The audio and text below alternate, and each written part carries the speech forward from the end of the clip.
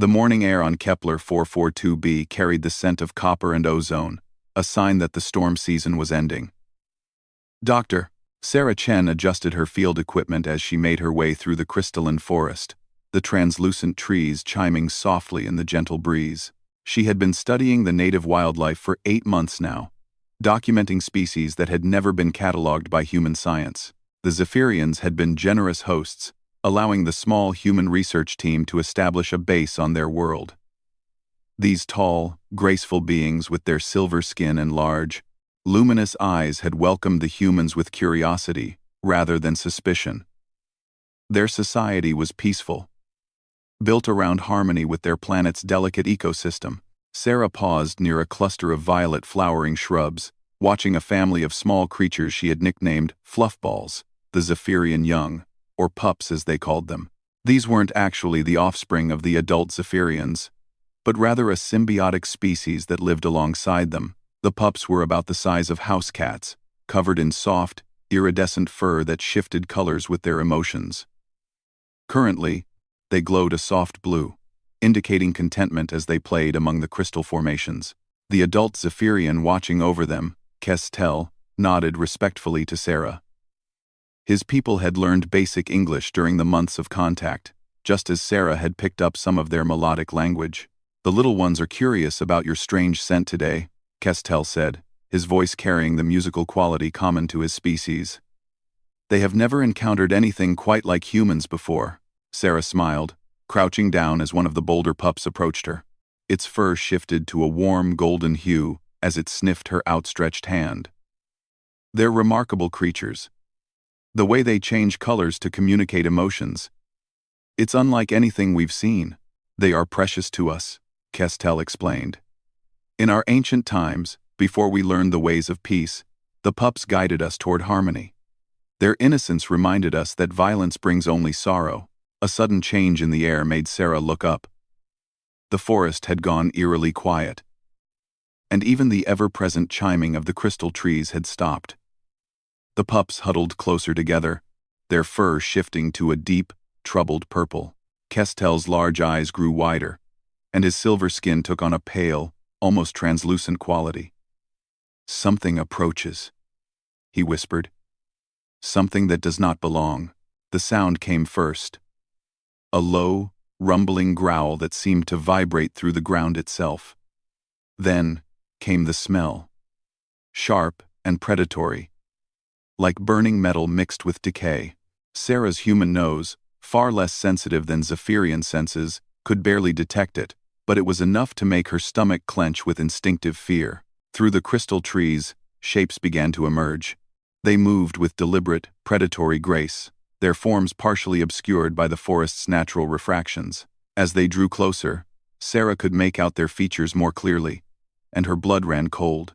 The creatures stood nearly 3 meters tall, their bodies a grotesque fusion of organic and mechanical components. Mottled gray flesh was interwoven with gleaming metal plating, and their faces were elongated skulls with rows of razor-sharp teeth.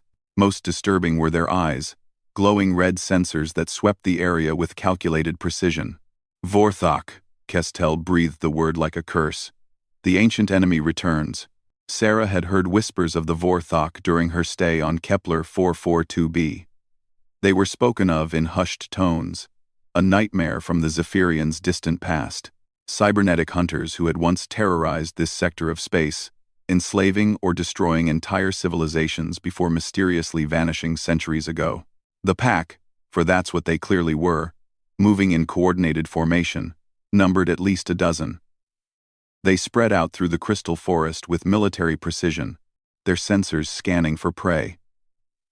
Sarah realized with growing horror that Kestel's tall silver form would be easily visible to their enhanced vision. "Run," she whispered urgently to the Zephyrian. "Take the pups and get back to the settlement. Warn your people." But Kestel was frozen in terror, his peaceful nature offering no defense against such primal fear. The pups sensed his distress and huddled even closer, their fur now a deep black that Sarah had never seen before, the color of pure terror. The lead Vorthok had spotted them. Its head turned with mechanical precision, red eyes locking onto their position. It let out a bone-chilling howl that was answered by its packmates, and the entire group began moving toward them with increasing speed. Sarah's mind raced through options, her human brain automatically shifting into survival mode in a way that millions of years of evolution had programmed. The Zephyrians, for all their advanced technology and peaceful wisdom, had no experience with immediate physical threat, but humans did. "Kestel," she shouted, grabbing the paralyzed Zephyrian's arm. "You have to move, now." The Vorthok were closing fast, their metal claws clicking against the crystal formations as they bounded through the forest. Sarah could see saliva dripping from their mechanical jaws, and the way their red eyes focused with predatory intensity. She made a decision that went against every instinct of self-preservation she had. Instead of running, instead of trying to escape with Kestel, Sarah stepped forward. She placed herself directly between the advancing pack and the terrified pups, spreading her arms wide, despite having no weapon, no armor, nothing but her own fragile human body. "Hey!" she shouted at the approaching monsters, her voice carrying an authority born of desperation and determination. "You want them? You go through me first." The lead Vorthok paused, its mechanical head tilting slightly as it processed this unexpected development. Its glowing eyes focused on Sarah, scanning her smaller human form. For a moment, confusion flickered across its grotesque features. Sarah could feel her heart hammering against her ribs, could taste the copper of fear in her mouth. Every rational part of her mind screamed that this was suicide, that she was throwing away her life for creatures she had known only a few months. But deeper than reason, deeper than logic, something primal and fierce had awakened in her chest. Behind her, she could hear the pups whimpering softly, and Kestel's ragged breathing. The Zephyrian was still frozen, his peaceful nature completely unprepared for violence. Sarah realized that if anyone was going to protect these innocent creatures, it would have to be her. The Vorthok leader took another step forward, close enough now that Sarah could see her own reflection in its red sensor eyes. Its metal claws extended with a soft clicking sound, each one as long as her forearm and sharp enough to slice through steel. "I don't know what you are," Sarah said, her voice steady despite her terror. "But I know what you want to do to them. And I'm telling you right now, that's not happening." The monster's mechanical jaw opened, revealing rows of serrated teeth designed for tearing flesh from bone. A sound emerged from its throat that was part growl, part electronic whine, but there was something else there too. A flicker of what might have been surprise, or even uncertainty. Sarah took a deep breath, drawing on every scrap of courage she possessed. She had studied predators all her life, from Earth's great cats to the various species she had encountered on other worlds. She knew that sometimes, when faced with unexpected resistance, even the most vicious hunters would hesitate. "You think you're the apex predator here?" she said, taking a step forward despite every instinct screaming at her to run. "Let me tell you something about humans. Metal mouth, we didn't climb to the top of the food chain on our world by running away." The Vorthok pack began to circle, their red eyes glowing brighter as they prepared for the kill. Sarah could sense their confusion at her behavior. Prey wasn't supposed to stand and fight, especially not prey so obviously outmatched. But Sarah wasn't thinking like prey anymore. She was thinking like what humans had always been. Underneath all their civilization and technology, persistence hunters, who never gave up, never backed down. When something they cared about was threatened, the attack came suddenly. The pack leader lunged forward with inhuman speed, its claws aimed directly at Sarah's chest. But humans had been dodging predators for millions of years, and Sarah's reflexes were honed by a lifetime of fieldwork in dangerous environments. She threw herself sideways, rolling behind one of the larger crystal formations. The Vorthok's claws scraped harmlessly against the translucent mineral, sending up a shower of sparks. The creature roared in frustration, its mechanical components whining as it spun to face her new position. "Sarah!" Kestel finally found his voice, terror breaking through his paralysis. You cannot fight them. They are too strong. Watch me, Sarah snarled back, and there was something in her voice that made even the Vorthok pause. It was a sound they had never heard from prey before. Not fear, not desperation, but pure, defiant rage. The pack began to close in from all sides, their coordination speaking to centuries of hunting experience. But Sarah had something they didn't expect: the stubborn, reckless courage that had carried humanity from cave paintings to starships, the same fierce protectiveness that had made humans adopt orphaned animals and fight wars to defend strangers. As the mechanical monsters prepared for their final assault, Sarah crouched low, her muscles coiled like springs. She had no weapons, no armor, no realistic hope of survival, but she had something else. The accumulated fury of a species that had never learned to give up, and the burning determination to protect those who couldn't protect themselves. The first Vorthok leaped, and Sarah met it head-on with a roar that echoed through the crystal forest like the battle cry of every human who had ever stood against impossible odds. The impact sent Sarah tumbling across the crystal-strewn ground, but she rolled with the momentum, using her smaller size and human agility to her advantage. The Vorthok's claws had missed her vital organs by inches, leaving 3 parallel gashes across her shoulder that burned like fire. Pain was an old friend to humanity. Millions of years of evolution had taught the human body to use pain as fuel rather than weakness. Sarah's vision sharpened, her reflexes quickened, and adrenaline flooded her system with prehistoric power. The pack leader recovered quickly from its missed strike, mechanical servos whirring as it pivoted to face her. But Sarah was already moving, scrambling behind another crystal formation as 2 more Vorthok closed in from her flanks. Their red eyes tracked her movements with predatory focus, but there was something else there now, a flicker of uncertainty. Impossible. One of them spoke, its voice a grinding mixture of organic growl and electronic distortion. Prey species do not exhibit aggressive defense patterns. Sarah's mind processed this information even as she dodged another swipe of razor claws. These creatures could speak, which meant intelligence. But their words revealed something crucial. They thought of all other species as prey. They had never encountered anything that fought back with serious intent. "Kestel," she shouted without taking her eyes off the circling monsters. "Can you move the pups? Get them away from here!" The Zephyrian finally broke from his paralysis, his natural grace returning as he scooped up 2 of the smaller pups. But there were 5 of them, and their terror had made them freeze in place, their fur black with fear. "I cannot carry them all," Kestel called back, his melodic voice cracking with emotion.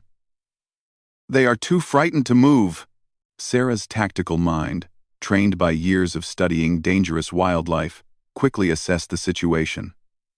The Vorthok had spread out in a classic pack formation, cutting off escape routes, but their movements showed they were used to hunting creatures that fled in panic, not ones that stood and fought. "Then we make our stand here," she said, her voice carrying a calm determination that surprised even her. She grabbed a jagged piece of crystal from the ground, its edges sharp enough to cut through metal. It wasn't much of a weapon, but humans had started their climb to dominance with nothing more than sharp rocks and unbreakable will. The pack leader tilted its grotesque head, processing her words through its cybernetic neural interface. "We do not understand. You are small, weak. Your species possesses no natural weapons, no significant physical advantages. Why do you not flee?" Sarah's laugh was harsh and filled with the echoes of every human who had ever faced down a predator. "Because you don't understand what humans are." Metal mouth.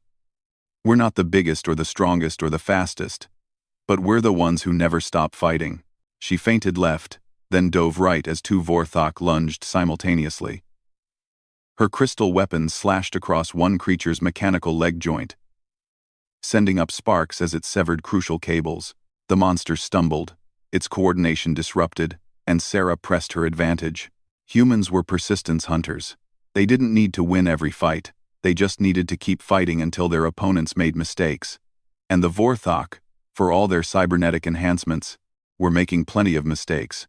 "Analyze this, you grotesque fusion of nightmares," Sarah snarled, rolling under another swipe and coming up behind her attacker. Her crystal blade found the gap between armor plates, sliding deep into the creature's organic components. The Vorthok let out a shriek that was part pain, part mechanical alarm. Black fluid sprayed across the crystal trees as the wounded predator staggered backward. Sarah had found a weakness. The junction points where flesh met machine were vulnerable to precise strikes. The pack's formation began to break down as the wounded member fell back, its movements erratic. Sarah had disrupted their coordination, but she was paying for it. Blood flowed from multiple cuts, and her left arm hung uselessly at her side where claws had found their mark. But pain only made her angrier, and anger made her more dangerous. This was the fury that had driven humanity to extinction, the great predators of Earth. The rage that had built civilizations from the ashes of burned cities. "You want to know what humans are?" she shouted, dodging between the crystal formations with desperate agility. "We're the species that looked at creatures 10 times our size and decided to hunt them anyway. We're the ones who took fire from the gods and made it our own. We conquered our entire world, and then we reached for the stars." Another Vorthak lunged at her, but Sarah had learned their attack patterns now. She dropped low, her crystal blade sweeping up in an arc that opened the creature's throat from jaw to sternum. It collapsed in a spray of mechanical parts and dark blood, twitching as its systems failed. The remaining pack members pulled back, their red eyes flickering with what might have been the machine equivalent of uncertainty. They had lost 2 of their number to a single small human with an improvised weapon. This was not how hunts were supposed to proceed. "Impossible," the pack leader repeated. But its voice carried a different tone now. Confusion mixed with something that might have been respect. "Your species shows no evolutionary adaptations for combat. You should not be capable of harming us." Sarah wiped blood from her eyes, her breathing ragged but her stance unwavering. "That's where you're wrong. Our adaptation is right here." She tapped her temple with her free hand. "We adapt to anything. We overcome everything. And we never, ever give up on those we care about." Behind her, she could hear the pups whimpering softly, and Kestel's gentle voice trying to comfort them. The Zephyrian had managed to move 3 of the pups to relative safety, but 2 still remained frozen in terror near the original spot. The Vorthak seemed to sense her moment of distraction. 2 of them attacked simultaneously from opposite directions, their enhanced speed closing the distance in heartbeats. Sarah couldn't dodge both. She would have to choose which one to face, and the other would likely kill her. Instead, she did something that shocked even the cybernetic predators. She charged directly at the larger of the 2 attackers, her crystal weapon held high. It was a tactic born of desperation, but also of the fundamental human understanding that sometimes the only way out was through. Her blade found the creature's optical sensor just as its claws raked across her ribs. Pain exploded through her body, but her strike was true. Sparks flew as the Vorthak's enhanced vision system shorted out, sending it stumbling backward with electronic screeches of malfunction. The second attacker's claws missed her by inches as she fell, her legs giving out from blood loss and exhaustion. She rolled desperately, trying to regain her footing, but her body was reaching its limits. That's when Kestel surprised everyone, including himself. The gentle Zephyrian, who had never raised his hand in violence, grabbed a sharp piece of fallen crystal and drove it deep into the attacking Vorthok's back. His natural grace and strength, evolved for navigating his crystalline world, proved more effective than anyone had expected. "I will not watch you die alone, Sarah of the humans," he said, his melodic voice steady despite his fear. "You have shown us what courage truly means." The pack was down to 6 members now, and their confidence was clearly shaken. They had expected an easy hunt, not a desperate battle against creatures that refused to behave like prey. The wounded leader's red eyes fixed on Sarah as she struggled to stand, using her crystal weapon as a makeshift crutch. "You fight like the old ones," the creature said, and there was something different in its mechanical voice. Not respect exactly, but recognition. "Before we became perfect, before we transcended weakness, we knew others like you, warriors who would not yield."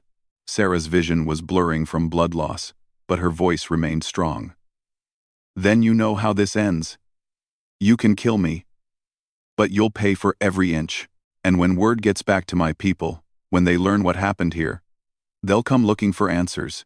The Vorthok leader was silent for a long moment, its cybernetic brain processing probabilities and tactical assessments.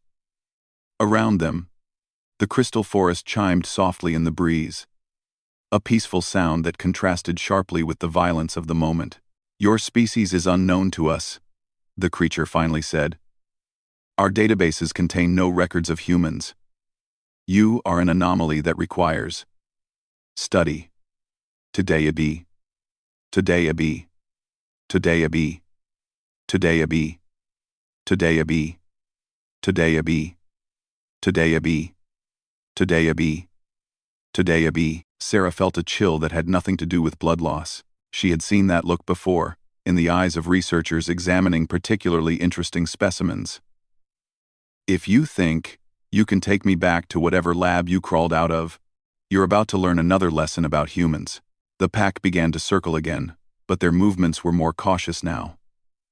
They had learned to respect the small human's ability to inflict damage, even wounded and outnumbered. But Sarah could feel her strength fading, and she knew that her next stand might very well be her last. That's when the sound reached them. A low, thrumming noise that made the crystal trees vibrate in harmonic resonance. It was getting closer, and Sarah's heart leaped with desperate hope as she recognized the distinctive engine signature of human military shuttles. The cavalry was coming. The sound of approaching shuttles filled the crystal forest with harmonic vibrations, but Sarah knew they were still minutes away. Minutes she might not have. The remaining Vorthok had heard the engines too, and their red eyes flickered with calculations as they processed this new development. "More humans approach," the pack leader observed, its mechanical voice carrying an edge of concern. "How many of your species are present on this world?" Sarah managed a bloody grin despite her wounds. "More than enough." She was bluffing. The research team consisted of only 12 people. Hardly a military force, but humans had always been excellent liars when survival was at stake. The Vorthok leader's head tilted as it processed this information through its cybernetic neural networks. "Our preliminary scans indicated a small scientific expedition. You are attempting to deceive us." "Am I?" Sarah shifted her weight, trying to mask how badly she was hurt. "You said yourself that humans aren't in your databases. Maybe you missed a few things in your analysis." The sound of the shuttles was getting closer, and Sarah could now make out the distinctive whine of military-grade engines pushing hard. Someone had been monitoring the research team's communications, and her emergency beacon had finally been answered. Kessa's Tell had managed to move the last two pups to safety behind a large crystal formation, but he remained close enough to assist if needed. The gentle Zephyrian had discovered reserves of courage he never knew existed, and his large eyes now held a fierce determination to protect both the pups and the human who had risked everything for them. "We should withdraw," one of the pack members said, its mechanical voice carrying undertones of unease. Unknown variables have entered the tactical situation, but the pack leader was studying Sarah with increased interest. "No. This creature has demonstrated capabilities beyond our initial assessment. We must understand how a prey species can exhibit such aggressive defensive behavior. The data will be valuable." Sarah realized with growing dread that the Vorthak weren't just hunters, they were researchers too, gathering information about the species they encountered. Her desperate fight had made her an object of scientific curiosity, which meant they would try to take her alive. "Kestel," she called softly, not taking her eyes off the circling predators. "When the shuttles arrive, you need to make sure they understand what these things are. Your people have historical records about the Vorthok. Humanity needs that information." "I understand," the Zephyrian replied, his melodic voice steady despite the circumstances. "But Sarah of the humans, you speak as if you will not be there to tell them yourself." Sarah didn't answer, because they both knew the truth. She was losing blood faster than her body could compensate, and even if the shuttles arrived in time, she might not survive long enough to see them. But that didn't matter. What mattered was that the pups were safe. that Kestel could warn both their species about the return of an ancient enemy. The Vorthok began to move again, but their formation was different now. Instead of the classic hunting pattern, they were positioning themselves for capture rather than kill. Two of them produced devices that hummed with electromagnetic energy. Some kind of stunning or paralysis weapons. "We will take you for study," the pack leader announced. "Your resistance has provided valuable data. But we require living specimens to understand the anomalies in your behavior." "Over my dead body," Sarah snarled, raising her crystal weapon despite the way her arm trembled with exhaustion. "That would defeat the purpose," the creature replied, with what might have been mechanical amusement. "Though, if necessary, we can work with damaged specimens." The first shuttle crested the crystal forest canopy just as the Vorthok made their move. The human pilot, Colonel Marcus Webb, took in the situation at a glance. His xenobiologist trapped and wounded, surrounded by hostile unknown entities that looked like something out of humanity's darkest nightmares. Webb had spent 20 years in various military conflicts, but he had never seen anything quite like the Vorthok. His tactical mind immediately cataloged their obvious advantages. Size, natural weapons, apparent cybernetic enhancements, but he had also seen the bodies of their fallen packmates, and the small human woman still standing defiant despite grievous wounds. "All units. Weapons free," he commanded over the comm.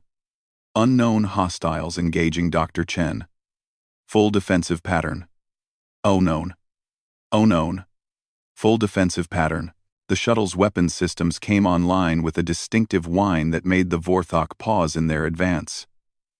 They had encountered military technology before, but human weapons were an unknown quantity, and their tactical programming urged caution when facing unfamiliar threats.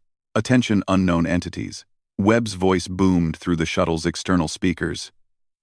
"You are surrounded by elements of the Terran Defense Corps. Stand down immediately, or face the consequences." The pack leader's red eyes fixed on the shuttle, scanning its hull configuration and weapon signatures. "Terran. This term is unknown to us. Are these also humans?" Sarah laughed, a sound that was equal parts relief and grim satisfaction. "Terra is what we call our home world, Metalmouth. And yeah, those are humans. Military humans. The kind that make people like me look cuddly by comparison."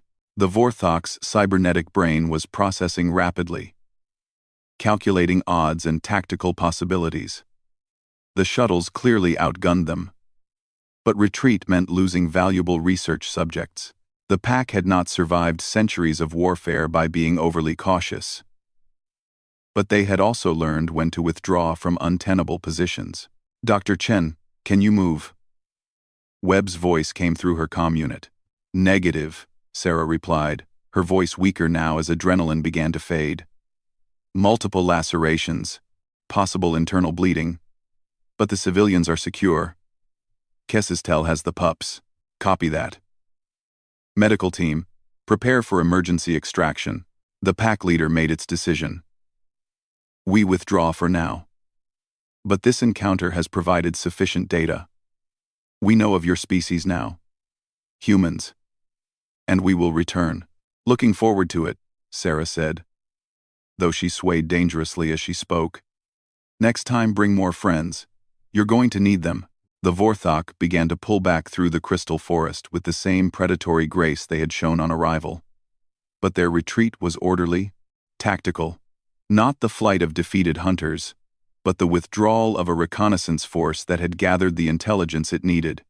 As the medical team rappelled down from the shuttle, Sarah finally allowed herself to collapse. The crystal weapon fell from her nerveless fingers as medics rushed to stabilize her wounds, but her eyes remained fixed on the retreating forms of the pack, memorizing their movement patterns, their apparent technology level, their tactics. "Ma'am, we need to get you to the medical bay," the lead medic said, as he worked to seal her wounds with emergency field dressings. "Information first," Sarah insisted, grabbing the young soldier's arm with surprising strength. "Colonel Webb needs to know. Those things are called Vorthok. The Zephyrians have historical records. Ancient enemy, cybernetic hunters. They've been gone for centuries, but they're back. Webb's voice crackled through the comm. Understood, Doctor. Intel team will debrief you once you're stabilized. Right now, focus on staying alive. As the medical team prepared her for evacuation, Sarah felt gentle hands touch her shoulder. Kess's-Tell had approached with two of the pups, their fur now showing soft shades of blue and gold. Colors the Zephyrian had taught her meant gratitude and respect. Sarah of the humans, Kess-Tell said, his melodic voice filled with emotion. You have shown us something we had forgotten in our centuries of peace. Sometimes courage means standing when wisdom says to run. One of the pups, braver than the others, crept close enough to nuzzle Sarah's uninjured hand. Its fur shifted to warm silver, a color Sarah had never seen before. What does silver mean? She asked weakly. Kess-Tell's large eyes shimmered with what might have been tears. Honor. The deepest respect one being can show another. You will be remembered in our songs, Sarah Chen, the human who stood against the darkness to protect those who could not protect themselves. As the shuttle lifted off with Sarah secured in the medical bay, she watched through the viewport as the crystal forest fell away below. The Vorthok were long gone, vanished into whatever shadows had hidden them for centuries. But they would be back, she was certain of that. The intelligence they had gathered today would make its way back to their leaders, whoever and wherever they were. They knew about humans now, knew that this new species didn't fit their understanding of how prey behaved. That knowledge would make the Vorthok more dangerous, but it would also make them more cautious. Webb appeared at her bedside as the medical team worked. Doctor, I need to ask, in your assessment, what kind of threat level are we looking at? Sarah closed her eyes, thinking of red optical sensors and mechanical claws, of the pack leaders calculating intelligence, and the casual way they had spoken of taking specimens for study. Colonel, she said finally, I think humanity just made some very dangerous enemies. But I also think they just learned that we don't make good victims. Webb nodded grimly. The brass will want a full report. This incident will probably trigger a general alert throughout the colonies. Good, Sarah said, wincing as the medical team cleaned her wounds. Because those things aren't just hunters. They're researchers, information gatherers. They're going to take what they learned today and plan accordingly. And what exactly did they learn? Sarah managed a weak smile. That humans are the kind of crazy that charges monsters with sharp sticks when someone threatens kids. That we don't understand the concept of acceptable losses when innocents are involved. And that we're absolutely terrible at knowing when to quit. As the shuttle carried her toward safety, Sarah reflected on the day's events. The Vorthok had returned after centuries of absence, and their first contact with humanity had been violent and bloody. But it had also been educational for both sides. The monsters had learned that humans were more dangerous than they appeared, that the small bipeds could think tactically under pressure and fight with berserker fury when cornered. They had lost pack members to improvised weapons and desperate courage, but humans had learned something too. They had learned that the galaxy still held ancient evils, cybernetic nightmares that viewed other species as nothing more than prey to be hunted or specimens to be studied. The peaceful first contacts that had characterized humanity's expansion into space were not guaranteed to continue. War was coming. Sarah could feel it in her bones, in the way the pack leader had studied her with clinical interest, in the promise that they would return. The Vorthok had been patient hunters for centuries. They would not be dissuaded by a single setback, but they had also just encountered something they clearly hadn't expected in their long history of galactic predation. They had met a species that fought back not just for survival, but for principles. Humans who would risk everything to protect creatures they barely knew, simply because it was the right thing to do. As consciousness faded and the medical sedatives took hold, Sarah's last coherent thought was a grim satisfaction. Let the Vorthok come. Let them bring their cybernetic enhancements, and their predatory tactics, and their centuries of hunting experience. They were about to learn what happened when ancient monsters tried to hunt a species that had spent its entire evolutionary history refusing to be anyone's prey. Humanity was done running. Now it was time to show the galaxy what that really meant.